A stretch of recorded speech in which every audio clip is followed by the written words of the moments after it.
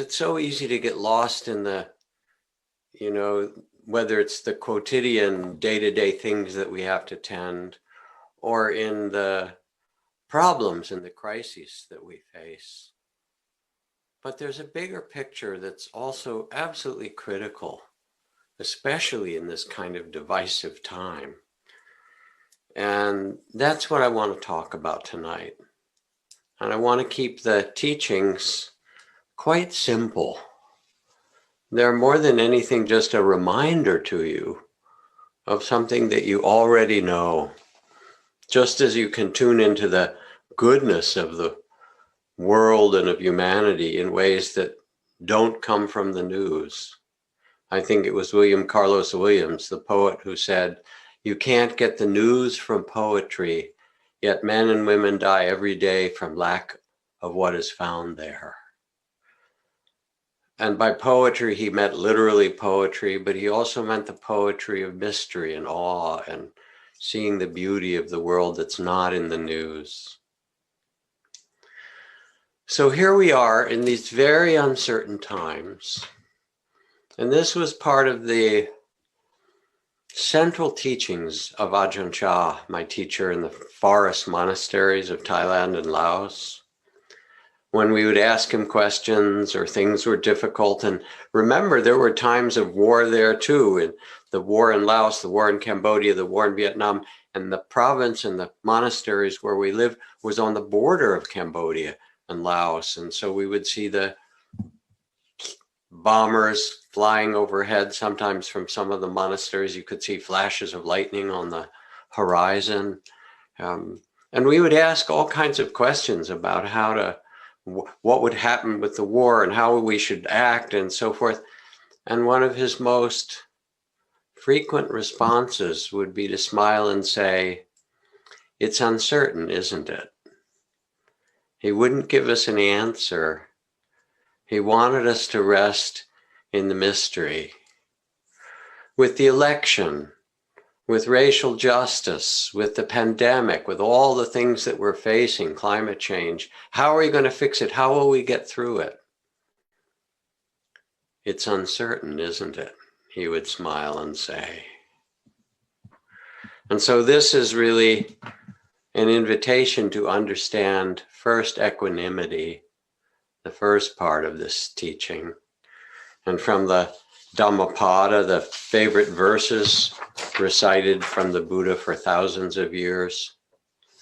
There are those who discover that they can leave behind destructive reactions and become patient as the earth, unmoved by the fires of anger or fear, unshaken as a pillar, unperturbed as a clear and quiet pool. And this was really his invitation. When people said, "What are you doing about the war?" That monastery had been there before and after the war. Wars come and go. It was a place of peace to remind people that there was a bigger story than what human beings were doing at that time. To step out of the drama, to see with the eyes of wisdom. There's a story of the great Indian sage Ramakrishna. And Ramakrishna used to pray that he might have a vision of the Holy One, of the goddess, of the mother, of the creator of this universe. As a very deeply devoted practitioner, he would pray and pray, and he sat by the river in Bengal and did his prayers, beseeching. And it said one day, asking for a vision of the divine, as he sat on the edge of the river, there arose out of the water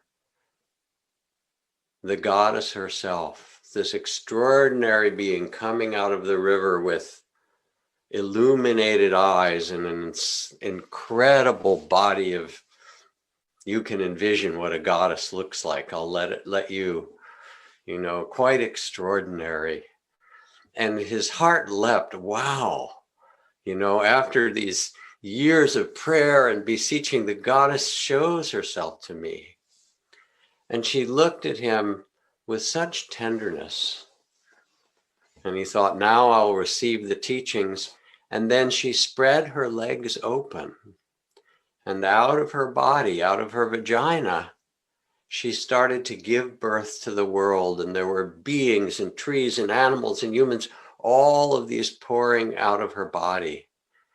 And he saw the creative force of life itself come through the goddess.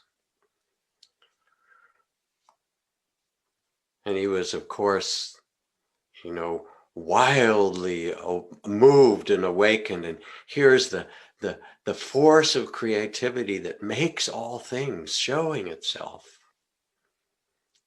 And then she looked deeply in his eyes and reached down and picked up a couple of the babies that had been born and put them into her mouth and began to chew on them. And blood ran down her chin. And his eyes got wide, and he understood a really tough teaching, that she who gives birth to the world, she who is the mother of the world, brings things into appearance for a time and then lets them go. And in case you haven't noticed, this is the mysterious nature of incarnation, that it comes, it has beauty and creativity, and it also has the ending and destruction and death. And they can't be separated because they come from the same source, which is life itself. This last 2 weeks, Trudy and I rented an RV. We became two old people tripping around in an RV in the Southwest to Zion and Bryce and the Grand Canyon and all these amazing sights, to the Escalante and great national parks, Capitol Reef, walking these amazing canyons, and out in the vast deserts. And at nighttime, because it was desert and we'd gotten away from the smoke from the fires, we could look up at the stars the way you can in clear air in the desert, far away. And the sky was just filled with stars. You start to look up and there are all the familiar constellations, and then you get quiet and you look a little further and longer and get dark adapted.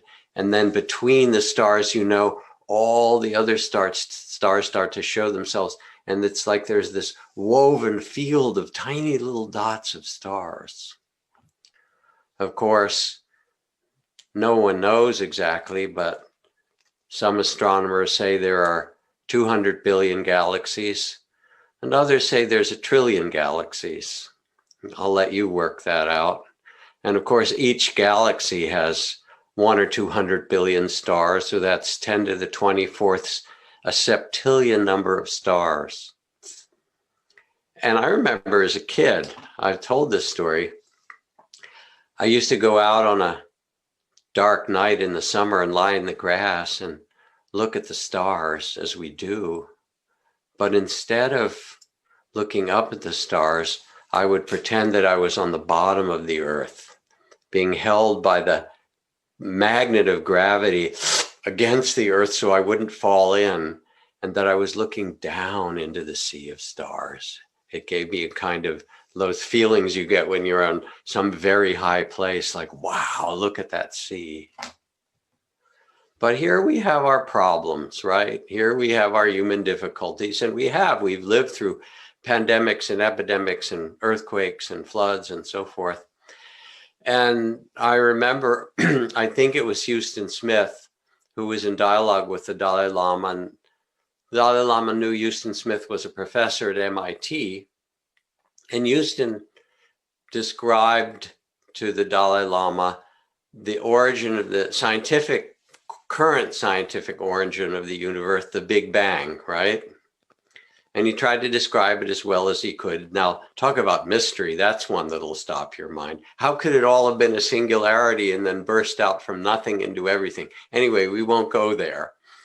But he described it to the Dalai Lama, who was naturally very interested, and then said, Your Holiness, is there anything like this in the Buddhist cosmology? And the Dalai Lama got quiet and smiled and says, yes, very much the same, except not just once, not just big bang, but bang, bang, bang. Universes appear, beings appear, things arise and dance for a time, and then that eon and that universe disappears and it reappears again. The yugas, the 𝐜𝐭𝐡, some say, were in these huge long view of life appearing and changing. And it's so helpful to have a big view, a long view for a peaceful heart. Because equanimity is not an indifference to the world. That's called the near enemy of equanimity. It masquerades as equanimity. But that's a weakness, withdrawal out of fear. Equanimity is the perfect balance, the openness to the dance of life, just as it is. As the 𝐜𝐨𝐬 say, and I've repeated this so many times, sometimes I go about pitying myself when all the while I'm being carried by great winds across the sky. And I know when I became a monk, after having been raised mostly in American suburbs and going to high schools and college and things like that, there I was living in the forest, in the wilds. And after some years, my mind got very quiet. And I got familiar with the phases of the moon and the cycling of the stars and the days when the monsoon rains would come. And then when they would stop and everything would be fresh and the green of the rice fields and the rhythms of life and the wild birds in the forest. And we used to have at one monastery, we would use these little sticks to tap the path at night because the bell to wake us up would be at 3 a.m. or 3:30, and we'd go gather to chant, and you'd tap the path so that the cobras and the other snakes would feel you coming, and they would get out of the way as you walked with a little candle in the dark or a little flashlight. But it was living in rhythms that are so much bigger than what the news cycle offers us and the kind of difficulties that we live through. And in all this, when we take our seat to meditate, as we just did with that beautiful practice of aligning yourself with goodness, you take your seat at the center of the universe, what T.S. Eliot called the still point of the turning world.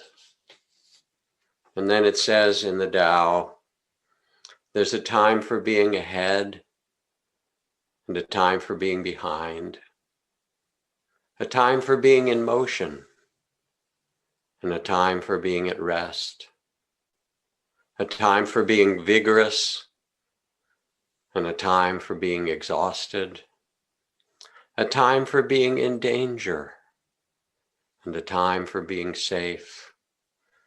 The wise one sees things as they are without controlling them. She lets them rise and fall and go their own way and resides in the center of the circle.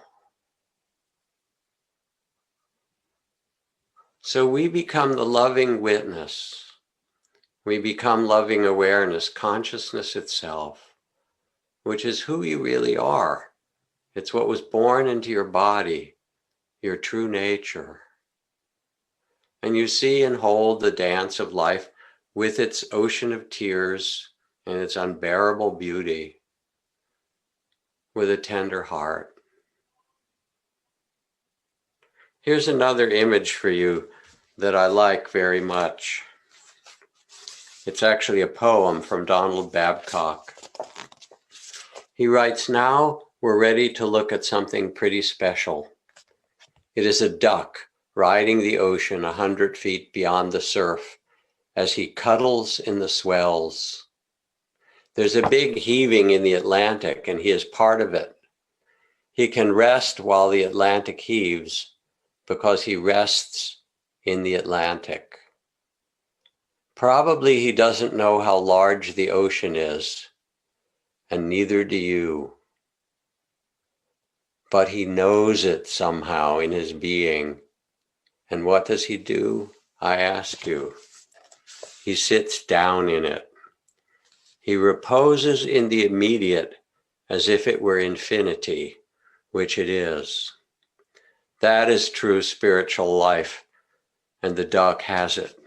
How about you?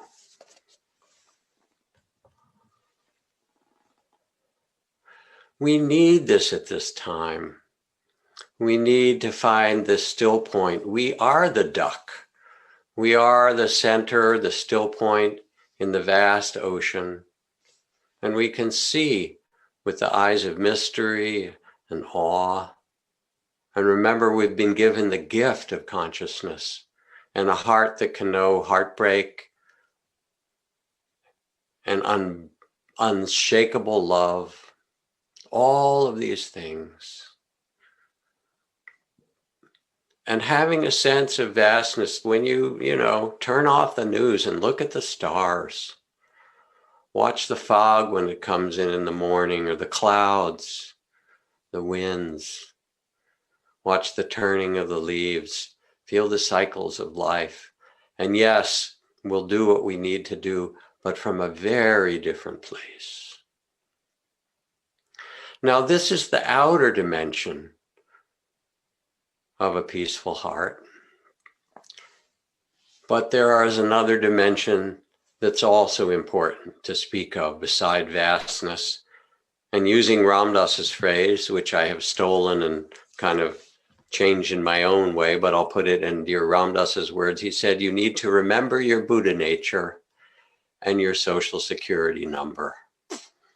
You need to remember your vastness, but you also have to remember the particulars, the minute particulars of this amazing incarnation, because as William Blake says, if good is to be done, it has to be done in the minute particulars. General good is the plea of the hypocrite, the flatterer, the politician, and the scoundrel. We won't go any further with that quote. I'll leave it to your own reflection. So when the Dalai Lama first came to the US, at the very end, I think it was 1979, he came to visit our center in Massachusetts, Insight Meditation Society, IMS, in Barre.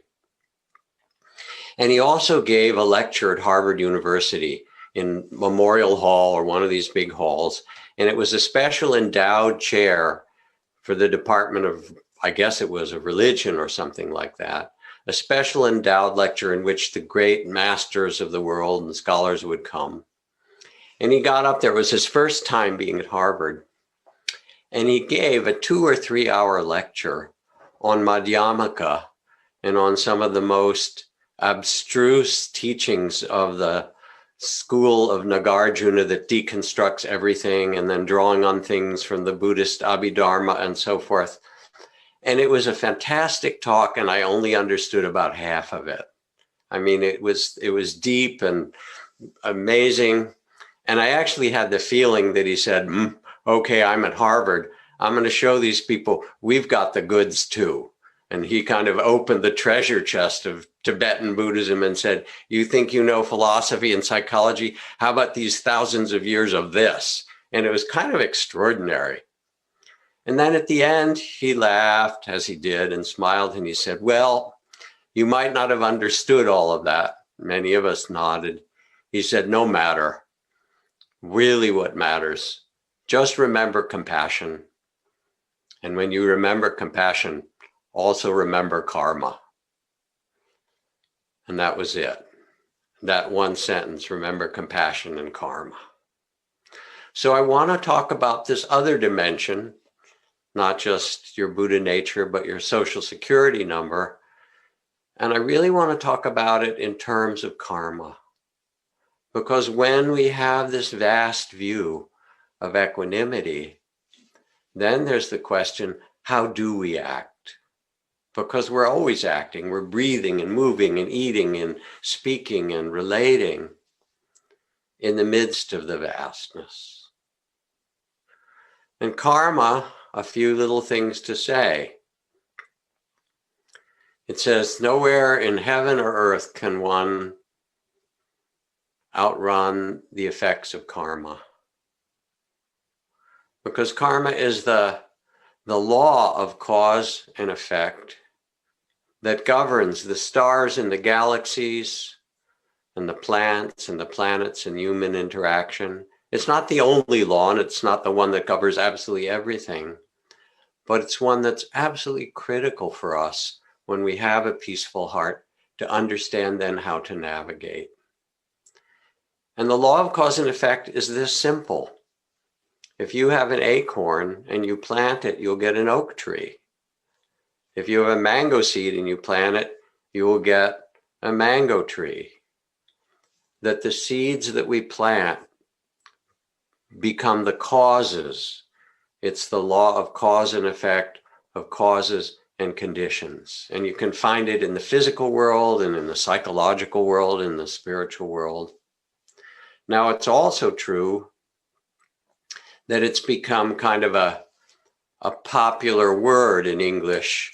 You know, I've got bad karma, or he'll get his karma, or things like that. And I remember reading some years ago that there was a group, it probably doesn't exist anymore, or maybe it is online, that was advertising ways to help your karma. It was an organization in in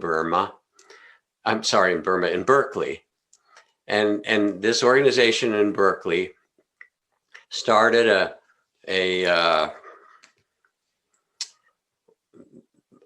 process where you could sign up for what they called the next lifetime karmic guarantee. And their advertising went something like this. Let's face it, you may have some good karma, but you got a lot of bad karma in your life. It could be better. You could have been born royalty or rich or a fantastic athlete, pretty much blown at this lifetime, let's be honest. But the game isn't over. If you want to have a wonderful life, send $19.99 to Next Lifetime Reincarnation Guaranteed. And we will send you a certificate that guarantees in the next lifetime. You can check off, do you want royalty? Would you like to be a star athlete? You know, what is it that you want? I thought about doing it actually, just for the fun of it. I wanted their certificate, put it on the wall at Spirit Rock. But that's kind of the way that karma is, you know, colloquially described. But it has a much more important meaning for us. And the key to karma for us as human beings, more than anything else, is intention. And so the way I like to describe it is that if somebody pulls their car out of their driveway and then crashes through the bushes of the neighbor's house next door and smashes into their living room, there are two kinds of karma that could be made. If that person who pulled out of the driveway in their car and then crashes into the neighbor's house did so because their accelerator stuck and they couldn't stop the car, there will be the lights, the sirens, the police, whatever, you know, the emergency vehicles. Are you okay? Because it was an accident crashing into someone's house. Now, that very same act, suppose that next door neighbor was really a problem for you and you hated him, and you got so overwhelmed with anger after he cut down all those beautiful trees on your property line and, you know, shot at your dog or whatever that neighbor did, and you were enraged. And enraged one day, you pulled out of your driveway and you couldn't take it any further. And the very same action, you at the wheel, the car crashing through the hedge or the fence into his house, absolutely the same thing. From outside, watching it, you couldn't tell any difference. but the intention was different. You were angry, and the neighbor comes out and starts yelling at you, and you yell back. And not only do the police come because they're worried, but then they take you away. And the difference in those two scenarios is so simple. It is intention. This is what makes karma come alive. The intention behind an act, and you can see it when you speak to another person. One of the best and most simple mindfulness practices, especially if you're upset, is to take a breath and a pause when you're upset before you speak or send that text or that email or something, and ask yourself, what's my best intention? And usually as you ask yourself, what is my best intention? You get a little quiet for a few breaths. Underneath that upset or that anger or that pain or frustration or whatever, you realize, I want to solve this. I want this to work out somehow. I want to figure this out. Or even, I love that person, even though I'm frustrated. And then your whole tone of voice changes because you sense your best intention, which is to make it work, instead of being caught with that intention of getting back or being right or revenge. And that little shift of intention, you tune in, changes the tone of your voice and changes the response you'll get in so many ways. Karma, in another way, is the planting of seeds or the nourishing of them. This is from Thich Nhat Hanh. The mind is like a piece of land planted with many different kinds of seeds. Seeds of joy, of peace, of understanding, of mindfulness and love. Seeds of craving, anger, fear, hate, and forgetfulness. These healthy and unhealthy seeds are always there in consciousness, sleeping in the soil of the mind. The quality of your life depends on the seeds you water. If you water a seed of peace in your mind and heart, peace will grow. When the seeds of happiness in you are watered, you become happy. When the seed of anger in you is watered, you'll become angry. The seeds that are watered frequently are those that grow strong. So this is the garden of the heart. But it turns out that with our words and our action, we can pay attention, mindfully, loving awareness, and notice what seeds are we planting. In the vastness of the cosmos, you are given the garden of life to plant certain seeds. And what seeds will you plant? I remember the story of, I don't know, maybe it was a decade or so ago, the BBC did a special program on the siege of Leningrad. And Leningrad in the Second World War was under siege for 3 years by the German army through terrible winters, terrible cold winters. And you know, thousands and thousands of people died. And this was the story as they began to interview some of the older people who'd been part of that time. And the one that I remember was an old woman who described how she had been a young child during the siege of Leningrad, when so many people were hungry and so many people got sick. And she said her mother sent her down to get their weekly ration of bread. And she went out in the kind of icy rain and went to the shop and picked up their family ration of bread. And as she walked out of the shop, she slid on the ice and fell into a mud puddle, and the bread she carried fell into the muddy water and got ruined. And she was picking herself up and weeping. And another woman who walked out right after her walked over to her as a little girl, helped her get up, and broke the piece of bread that she'd been given in half and said, "Here, this is for you and your family." And then this woman, being interviewed by the BBC, said, "Come with me," and led the camera down through the railroad apartment to the kitchen at the end and opened a cupboard where there was a porcelain bowl, and opened the top of the bowl, and wrapped in a blue napkin, she said, "Here." And there was a little bit of that piece of bread that she'd saved for 60 years. And she said, that bread that was given to me by that woman, to our family, she said it was that spirit that got me through the war, that got me through all of that time. So don't think that the seeds that you plant won't make a difference. With equanimity, with a peaceful heart and a vast mind, then you water the seeds that matter. You plant beautiful things. You tend to things. And you can't know the results like voting.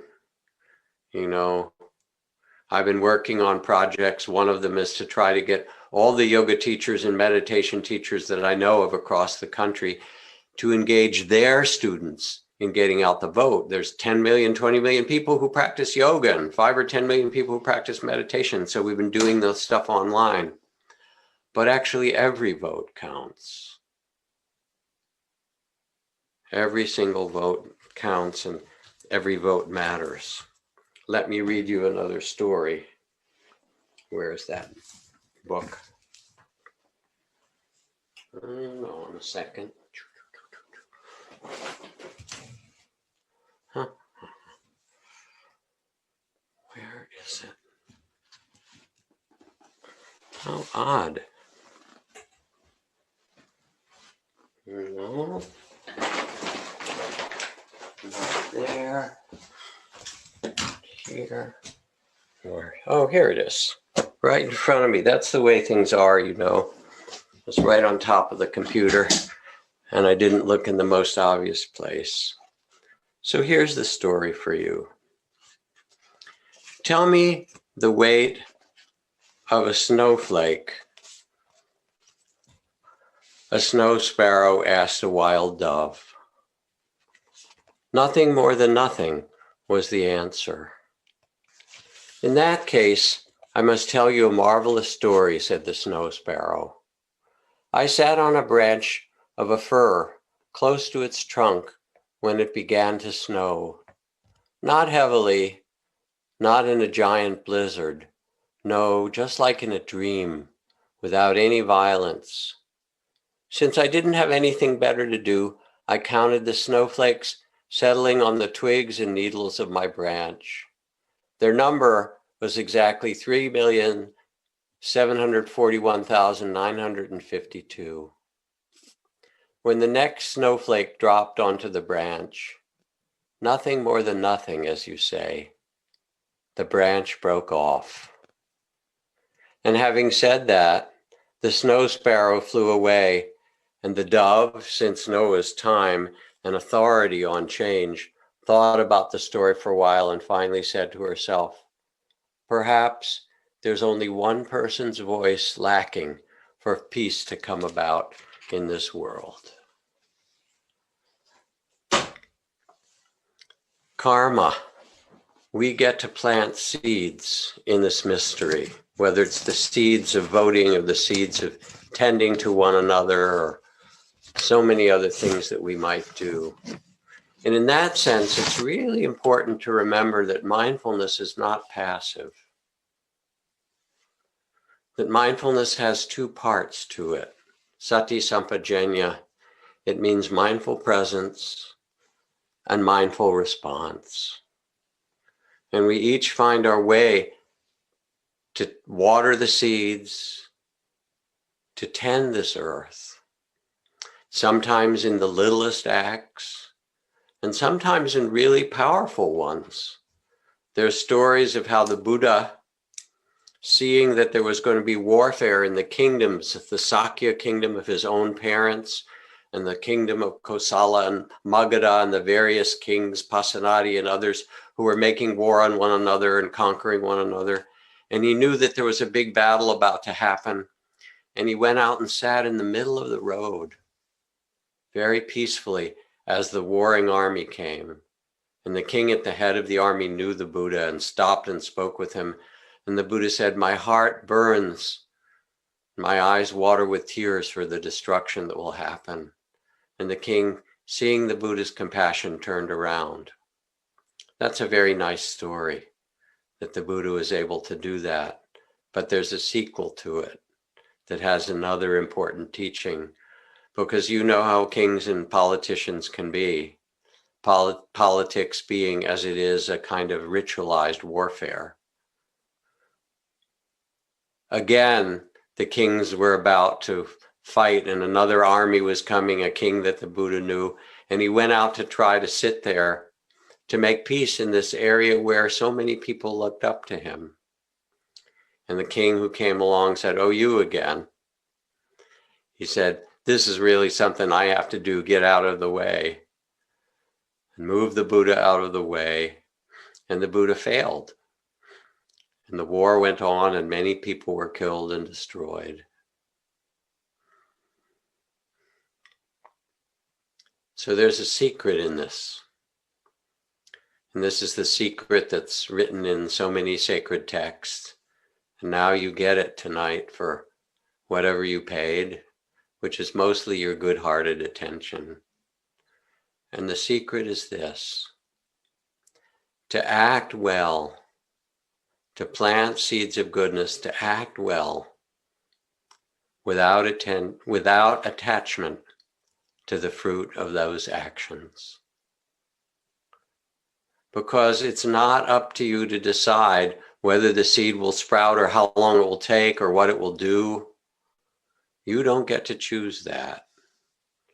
What you get is to plant beautiful seeds.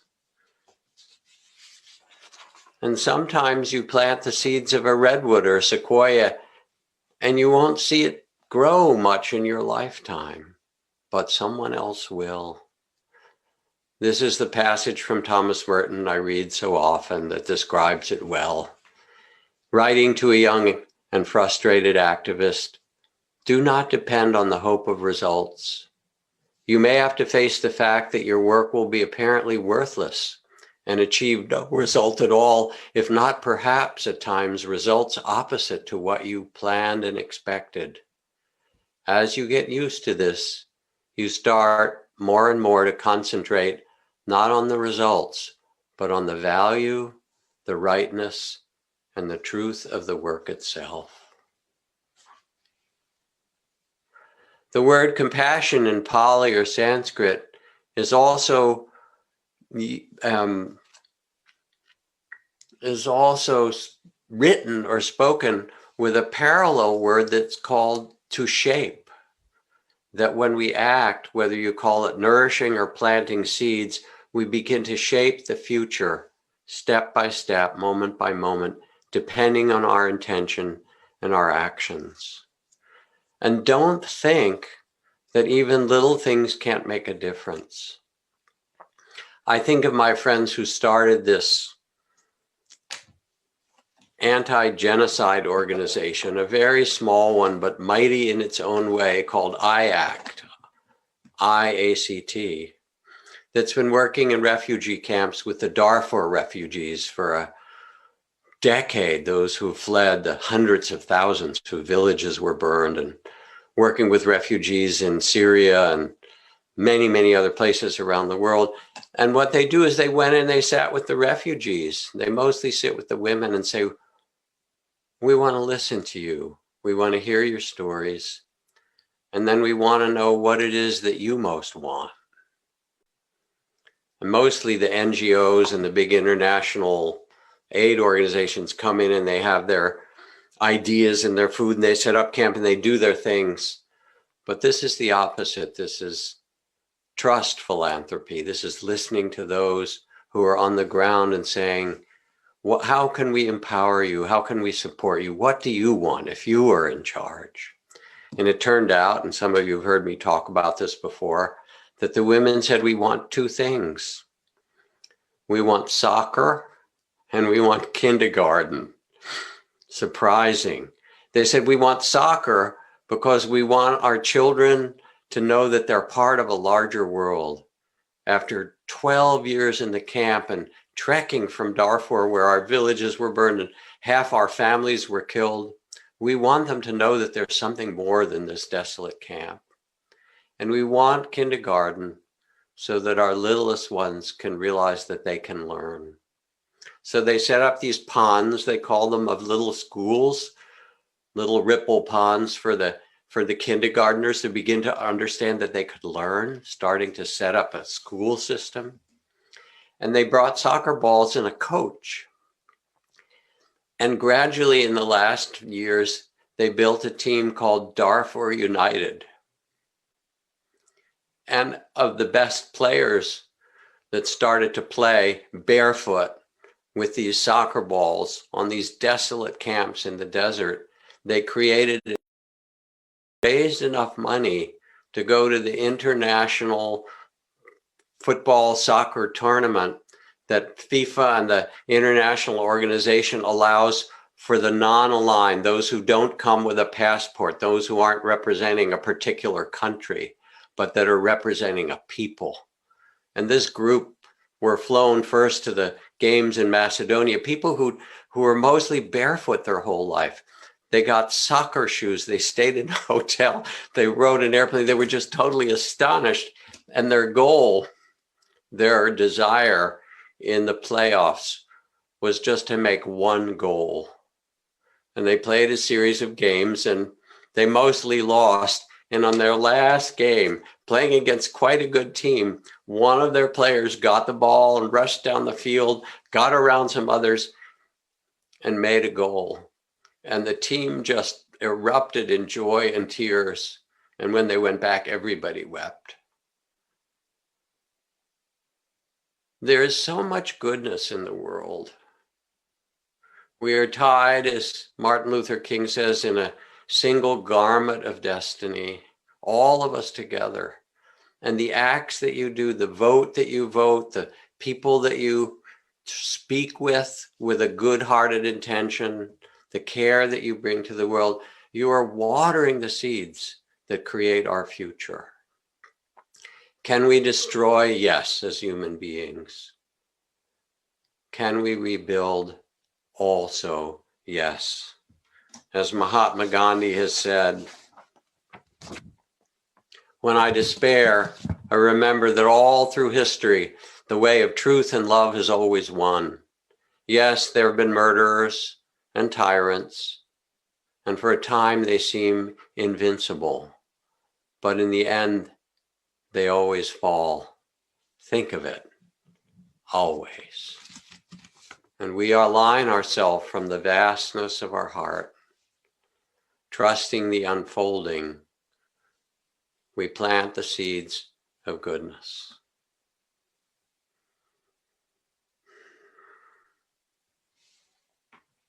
Others will hoard, I will help, says the Buddha. Others will deceive, I will stand up for truth, says the Buddha. Others will be uncaring and overwhelmed, I will be kind and respectful. Thus we should incline the heart. Thus we should intend. In this vast dance, this mystery of life, here we are a week before the US election, more or less. So much divisiveness. Let your heart be a zone of peace.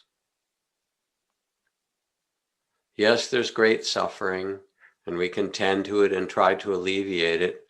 But align yourself with the billions of acts of goodness. So much goodness on this earth, with mercy and awe and beauty. Henry David Thoreau says, though I do not believe that a plant will spring up where no seed has been, I have great faith in a seed. Convince me that you have a seed there, and I'm prepared to expect wonders.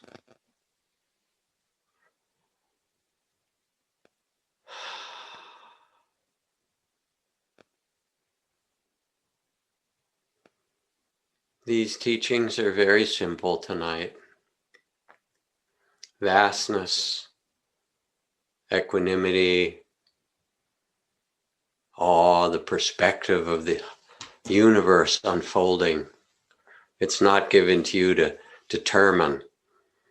It's so amazing to just step out and look at the stars, to feel yourself a part of this web of life,